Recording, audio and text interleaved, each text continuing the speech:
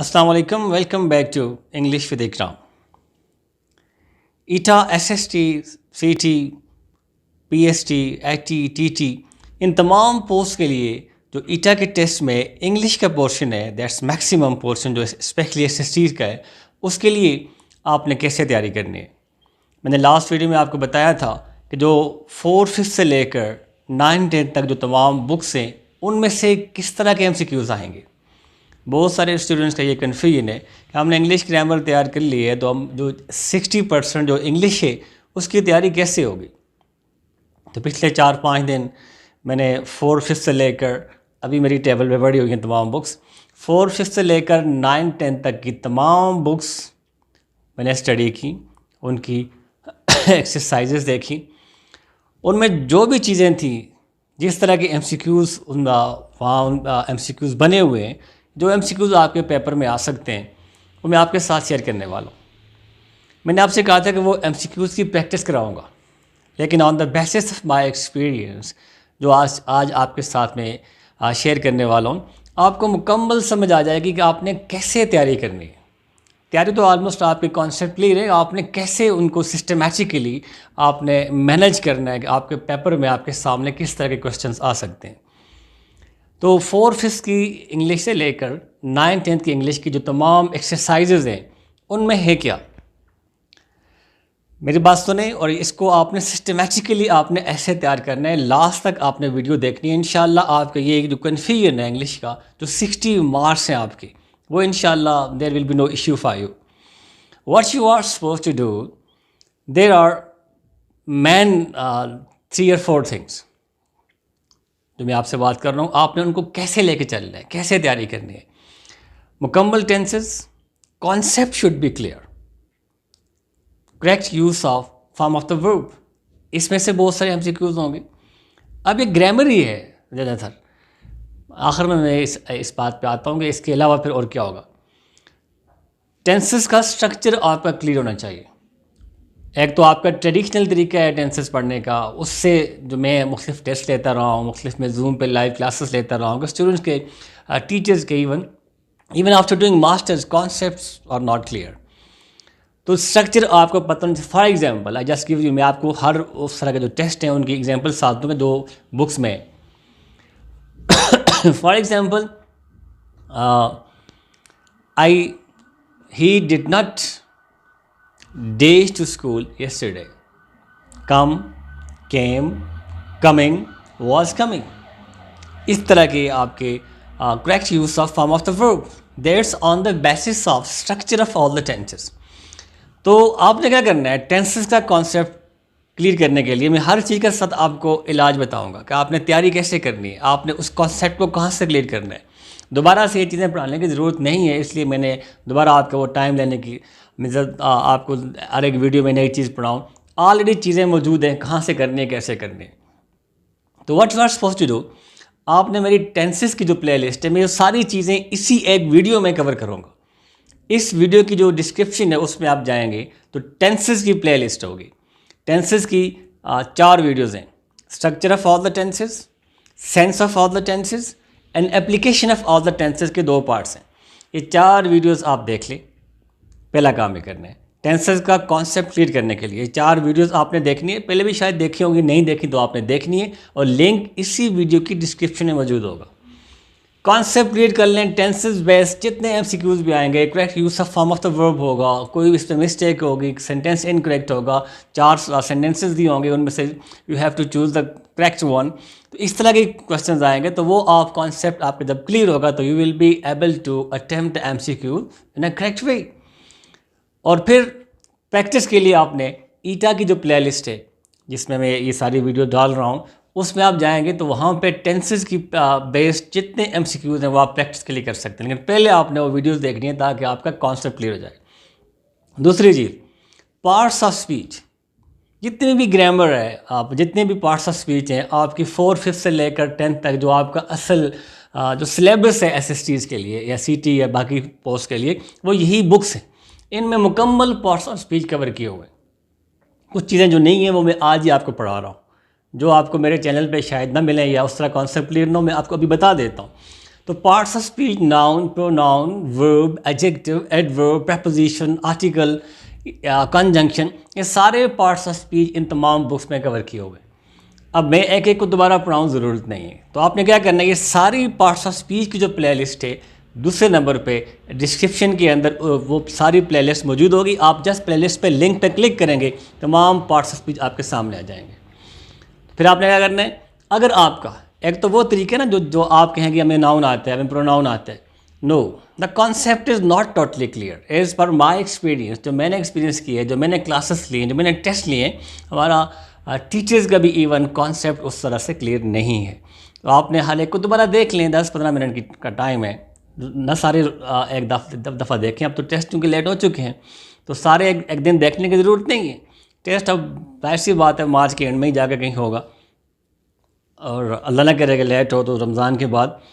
तो बहरहाल आपके पास टाइम है, आप 2 वीडियोस डेली देख लें, कॉन्सेप्ट क्लियर करें, नाउन का, प्रोनाउन का, एडजेक्टिव का, ऑर्डर ऑफ एडजेक्टिव क्या है। और पेपर में क्वेश्चन ये होगा कि मैक्स ज़्यादा से ज़्यादा अंडरलाइन वर्ड क्या होता है, और आपसे पूछा जाएगा कि जो अंडरलाइन वर्ड है ये क्या है। तो ये मैं टेस्ट लेता रहा हूँ अपने टीचर्स के, इंग्लिश टीचर्स के, तो they are not capable of identifying even noun because the concept is not clear. जब आप मेरी वीडियोस देखेंगे तो I am sure your concept will totally be clear. तो उसके लिए आपने इस प्लेलिस्ट पे जाना है और ये तमाम पार्ट्स ऑफ स्पीच हैं वो देखने हैं। इसमें प्रेपोजिशन की अलग से 4 वीडियोस होंगी, वो इंग्लिश ग्रामर में, पार्ट्स ऑफ स्पीच में नहीं होंगी, वो आपने देखनी है। प्रेपोजिशन थोड़ा सा ट्रिकी है, कन्फ्यूजिंग है, प्रेपोजिशन का यूज़ इस पर भी क्वेश्चन होते हैं, तो ये आपने सारा क्लियर कर लेना है। Noun, pronoun, adjective, adverb, verb, और इसके बाद आर्टिकल। तो ये सारी वीडियोस देखने के बाद आप कंजंक्शन, आपका कॉन्सेप्ट क्लियर हो जाएगा। फिर वही ईटा की प्लेलिस्ट में जाके आपको नाउन बेस्ड एमसीक्यूज़ मिलेंगे, प्रैक्टिस से हर एमसीक्यूज़ को मैंने लॉजिक के साथ डिस्कस किया हुआ है। प्रोनाउन, एडजेक्टिव, तमाम parts of speech based MCQs आपको मिलेंगे ईटा की प्लेलिस्ट में, और ईटा में प्लेलिस्ट में आखिर में डिस्क्रिप्शन में आपको मिलेगी। ये बिल्कुल 5 दिनों का काम है, आपका मुकम्मल कोर्स जो है वो मुकम्मल सिलेबस कवर हो जाएगा, और मैं गारंटी करता हूँ कि आपका टेस्ट इंशाल्लाह 100% होगा, जो इंग्लिश का पोर्शन है। दूसरी चीज़ क्या होगी, पार्ट्स ऑफ स्पीच, ये आपने मुकम्मल कवर करने। टेंसेस के बाद पार्ट्स ऑफ स्पीच, ये आपकी मैक्सिमम चीज़ें कवर हो जाएंगी। फिर प्रेपोजिशन को आपने अलग से देखना है, प्रेपोजिशन थोड़ी सी मुश्किल हैं, थोड़ी सी ट्रिकी हैं, वो आपने लाजमी करनी है। इसके अलावा इंग्लिश ग्रामर में और क्या चीज़ है जो मैं देखिए, कंडीशनल सेंटेंसेस, ये भी आपने करने हैं। इसके लिए भी अलग सी वीडियो जो नीचे में देखोगे, सारी चीज़ें जो आपकी रिक्वायरमेंट्स हैं, जो आपका सिलेबस है, वो आपको इसी वीडियो की डिस्क्रिप्शन में मिलेगा। सिर्फ आपने क्या करना है, you have to do the things in a systematic way. एक तरीके से टेंसेस से स्टार्ट करें, टेंसेस की सारी वीडियोस देखें, फिर पार्ट्स ऑफ स्पीच पे आएँ, पार्ट्स ऑफ स्पीच की 1 बाय 1 सारी वीडियोस देखें, कॉन्सेप्ट क्लियर करें, नहीं समझ आती मुझसे पूछें, और फिर आप जो जनरल इंग्लिश ग्रामर है, आपके मॉडल्स हैं, वो समझ नहीं आए, आपको कंडीशनल सेंटेंसेस का नहीं पता, टाइप 1, टाइप 2, टाइप 3 क्या होते हैं, इसके बाद कुछ चीज़ें फोनेटिक्स एंड फोनोलॉजी से हैं, वो मैंने देखी है इन बुक्स में, जिसमें साउंड ऑफ इंग्लिश लैंग्वेज वो आप देख सकते हैं। और सिलेबल, मैंने चंद MCQs देखे इन बुक्स में, वो सिलेबल बेस्ड हैं। फॉर एग्जांपल एक वर्ड दिया हुआ है, उसमें इसमें कितने सिलेबल्स हैं। For example the words very, there was an MCQ, the word very carries the syllables 1, 2, 3 or 4. And if your concept about syllable is not clear, how can you identify the number of syllables? Syllable क्या है, इसकी भी video मैंने record की हुई है, मैं उसका भी लिंक दे देता हूँ। तो इस तरह के क्वेश्चन उसमें हैं। फॉर एग्जांपल इस तरह उसमें था कि एक वर्ड है, for example school, the school carries, the school consist of day syllables 1, 2, 3 और 4। और इस तरह के थे, फॉर एग्जांपल मैं वैसे एग्जांपल देता हूँ, vegetable is 3 syllabic words, a day syllabic words 3, 4, 5 or 6. So syllable is a part of word that we produce with one puff of air, and syllable carries one vowel sound. एक puff of air से, एक सांस से, इसे puff of air कहते हैं, इससे आप जो पार्ट ऑफ वर्ड प्रोड्यूस करते हैं, that is called one syllable. और उसमें one syllable carries one vowel sound. जैसे मैंने एग्जाम्पल दी, school, we can utter this word, we can pronounce this word with just one puff of air. and there is just one vowel sound, it means that the word school carries one vowel sound. ऐसे ही मैंने कहा vegetable, vegetable नहीं है ये word, vegetable, vegetable, vegetable. There are three there are three vowel sound. It means there are three syllable in the word vegetable.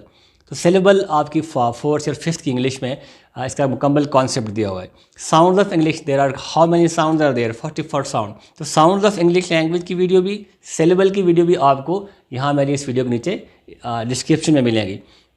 तो ये mains जो मैंने देखा है 4th 5th से लेकर 10th तक, ये सारी चीज़ें, इसके अलावा कोई क्वेश्चन कहीं से भी नहीं है. दूसरी चीज़ जो आप जिसके बारे में you can worry about that is जो टेक्स्ट है, टेक्स्ट बेस्ड MCQs है. अब यहाँ थोड़ा सा मैं इस बारे में खुद भी डाउटफुल हूँ कि उस टेक्स्ट में से भी उठा के MCQs दे जाएंगे. फॉर एग्जांपल कोई भी लेसन है, उस लेसन में बेस्ट MCQs हैं. अगरचे मैंने वो भी इकट्ठे कर लिए हैं, मैं उसको भी कंफर्म करता हूँ, वो भी मैं आपके साथ शेयर कर लूँगा. लेकिन वो ज़ाहिर सी बात है एक सेशन में हो नहीं सकते, वो तो मुझे ज़ाहिर डेली 30 to 40 MCQs शेयर करने पड़ेंगे 4th 5th से लेकर 10th तक. उसके लिए मैं आपको सिर्फ ये रिकमेंड कर लेता हूँ, एक बुक मैंने देखी थी, ट्रेजर ऑफ नॉलेज. ये PDF फॉर्म में मौजूद है. मुझे आप मेरे व्हाट्सएप पे मैसेज करें, नंबर आप है तो मैं आपको वो मेरे पास मौजूद है. उसमें वो तमाम लेसन्स, तमाम बुक्स के वो भी देख लें, रिस्क ना लें. हो सकता है टेक्स्ट में से MCQs आएँ तो वो भी आप देख लें. तो वो बुक मैं आपको भेज दूँगा, आप मुझे मेरे व्हाट्सएप पे मैसेज करें तो आपको मैं शेयर करूँगा वो बुक स्टडी कर लें. 4th 5th से ले, उसमें बाकी सब्जेक्ट्स भी हैं, वो ये बात है. तो उसमें आप बाकी भी जो साइंस है, जनरल नॉलेज के लिए इस्लामियात है, जितनी भी बाकी बुक्स हैं उनके MCQs भी उसमें शेयर हैं. हिस्ट्री है, जियोग्राफी है, जनरल नॉलेज के लिए, इस तमाम बुक्स उसमें उसके तमाम MCQs एक्सरसाइजेस सारी वहाँ पे सॉल्व की हुई हैं. वो भी आप देख सकते हैं क्योंकि उसमें से भी क्वेश्चंस आ सकते हैं. तो ये बहुत इंपॉर्टेंट है कि आप उस बुक को लास्ट तक देख लें. तीसरी चीज़ जो मैंने अभी इस वीडियो में मैं डिस्कस नहीं किया, इसलिए मैंने सारा एक प्लान बनाया है, वो जो 4th 5th से लेकर 10th तक जो पोइट्स हैं, जो लिटरेचर का पार्ट है, पोइट्स हैं, वो मैं सारे MCQs लिखें, वो मैं आपके साथ बाद में शेयर करता हूँ. लेकिन अभी आपने क्या करना है कि इस वीडियो को आप अपने लिए एक प्लेन समझें. That is a sort of plane for you. मैं इसको रिपीट करता हूँ कि आपने सबसे पहले आपने टेंसेस की वीडियोस देखनी है, अपना कॉन्सेप्ट रीड करना है, फिर टेंसेस बेस्ड जितने MCQs मैंने डिस्कस किए हुए ईटा की प्लेलिस्ट में, वहाँ जाके उन MCQs के साथ अपना कॉन्सेप्ट चेक करना है. ये जब तक नहीं करेंगे आपका कोई भी टेस्ट, ये सिर्फ SST की बात नहीं कर रहा, PST से लेकर SST तक, इवन SS तक तमाम टेस्ट इन ग्रामर बेस्ड होते हैं. और हमारा जो कॉन्सेप्ट उस तरह से क्लियर नहीं होता तो हम टेंसेस बेस्ड MCQs को भी अटैम्प्ट नहीं कर सकते. तो इस तरह पार्ट्स ऑफ स्पीच आपने वो सारी वीडियोस प्लेलिस्ट आपको मिलेगी, सारी वीडियोस को देखें, अपना कॉन्सेप्ट क्लियर करें. कोई क्वेश्चन है मुझसे पूछें, कॉन्सेप्ट क्लियर करें, फिर जाके ईटा की प्लेलिस्ट में इन तमाम पार्ट्स ऑफ स्पीच बेस्ड जो भी MCQs हैं वो आपने अटैम्प्ट करना है, अपना कॉन्सेप्ट चेक करना है.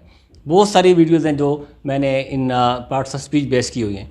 फिर आपने कंडीशन सेंटेंसेस की वीडियो देखनी है, फिर आपने सिलेबल देखना है, साउंड ऑफ इंग्लिश लैंग्वेज देखनी है, और ग्रामर की जो चीज़ें मैंने बताई हैं, मॉडल्स हैं, ये सारी वीडियोस देख के कॉन्सेप्ट क्लियर करें ताकि उन पे बेस कोई भी MCQ हो आप उसको कर सकें. तो ये आज के लिए मैंने आपके साथ प्लान शेयर किया है. और ट्रेजर ऑफ नॉलेज जो बुक मैंने आपको बताई है, ये टेक्स्ट के लिए, तो टेक्स्ट बेस्ड MCQs आएंगे उनके लिए, वो भी आप स्टडी कर लें, देख लें. हो सकता है कुछ MCQs आपके इन 4th 5th से लेकर 10th तक जो बुक्स हैं उनमें से, जैसे SST बायो केमिस्ट्री और उनके जो टेस्ट हुए हैं फिज़िक्स मैथ्स के, उसमें भी इन बुक्स से जो टेक्स्ट में से आएंगे, तो वो जो साइंस है ज़ाहिर सी बात है वही सेम होता है, उनमें ग्रामर तो होती नहीं है, तो टेक्स्ट में से आएंगे. हो सकते हैं इन लेसन्स में से भी MCQs आपके लिए आ सके. तो उसके लिए आप इस ट्रेजर ऑफ नॉलेज बुक को ज़रूर देख लें, और आप मुझे मैसेज करें, जिसे चाहिए मैं आपको शेयर करूँगा. तो नेक्स्ट वीडियो में मैं जो लिटरेचर बेस्ड है वो MCQs जितने सारे वो पॉसिबल हो सकते हैं, जो पोइट्स हैं, जो पोएम्स हैं, उनके आथर, उनके राइटर की थोड़ी बहुत डिटेल, बायोग्राफी, हिस्ट्री, वो मैं आपके साथ शेयर करूँगा. तो आज के लिए आपका यही काम है, आपने जो चीज़ें मैंने बताई हैं इनको इसी प्रोसीजर से, इसी सिस्टमेटिक तरीके से आप करें, इंशाल्लाह आपको बहुत फ़ायदा होगा. मिलते हैं नेक्स्ट वीडियो में लिटरेचरी फिगर्स और लिटरेचर वाले MCQs के साथ. टिल देन, अल्लाह हाफिज़.